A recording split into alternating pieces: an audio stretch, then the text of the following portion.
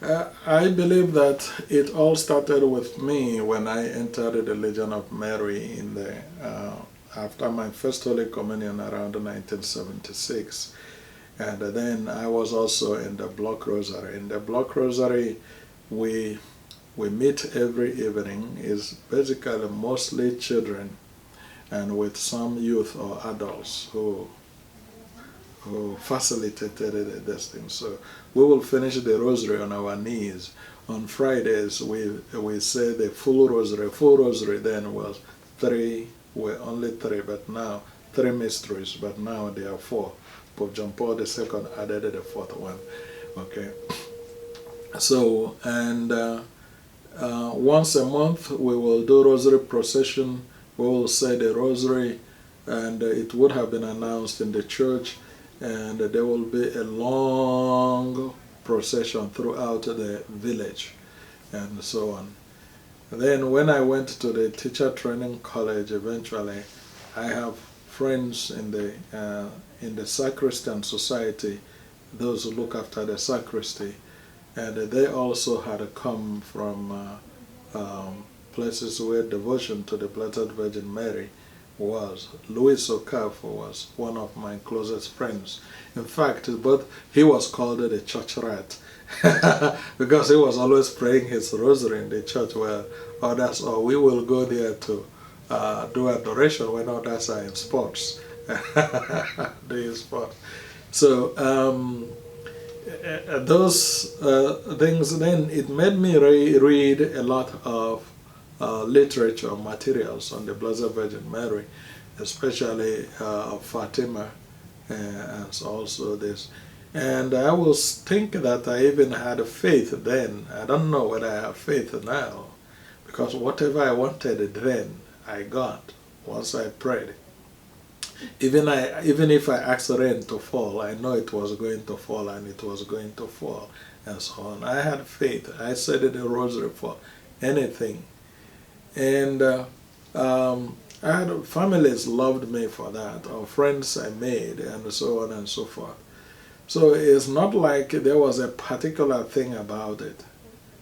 It's just how eventually I grew up, and in my circles of friends and devotion, I had people who say the rosary. Then in reading through with Dominic, Saint Dominic, through whom the rosary we have today, there has been different forms of rosary even before Dominic, and in different ways they were organized. But Saint Dominic in the 13th century was the one who brought the one we are using now, because it was handed him to by the Blessed Virgin Mary herself, when because of secularism in Paris, he had gone into the bush of Talos to pray, where the Blessed Virgin Mary gave him that rosary and asked him to go and teach the people.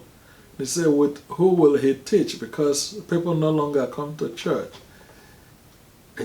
She asked him to go. Before he got to the church, the bell rang by themselves, and the people were out. And throughout the rest of his life, he taught the rosary.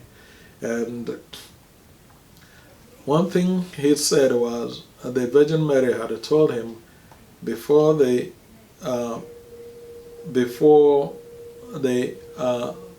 God made it, renewed the face of the earth, which was the earth was sort of dry and hard. He sent down the rain, which was the Hail Mary. So, because normally farmers will wait for the rain in order to plant. So God sent the Hail Mary to prepare the world. So Mary said yes. So it became the tradition of St. Dominic to say the Hail Mary before his homily. And as I read the things that happened in his life history, those who opposed him, what happened to them, and so on and so forth. So I began to think of how I can participate in the spread of that rosary. because in her apparition to St. Simon Stock, the Blessed Virgin Mary gave him the brown scapular and the rosary, and said that when enough people will say the rosary, that her Immaculate Heart will triumph and an era of peace granted to the world. He said that to St. Dominic. So since it's a prayer I found efficacious in all my readings and so on and so forth, and in that prayer which the Memorare written by St. Dominic, nobody ever come to her that was left unheard or rejected. So I begin to ask myself how I can participate in spreading that rosary. And I thought that I cannot always tell the story about the rosary or what happened in the rosary, or repeat maybe things people may have read over and over again. I thought that maybe by just reminding people to say the rosary might help them. St. Alphonsus, in his court, used to buy rosary for people, and he wasn't saying it. But when he was in trouble, he was, I can't remember exactly how the whole story ended, but our Blessed Virgin Mary had saved him because of the rosary he used to wear. Now, maybe not St. Alphonsus, it might be a king.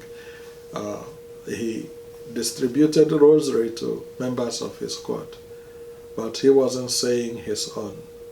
But then it was the generosity of distributing it, and by wearing it, others thought he was saying it, and they were encouraged to say it.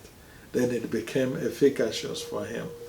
Then it was only after that episode that he began to say that. So I've read a lot of stories about both the miracles associated with the rosary, and even in this parish, I can't tell you how many families I've met that or just simply stopped me to say, since we began saying the rosary, we have found a difference in our family.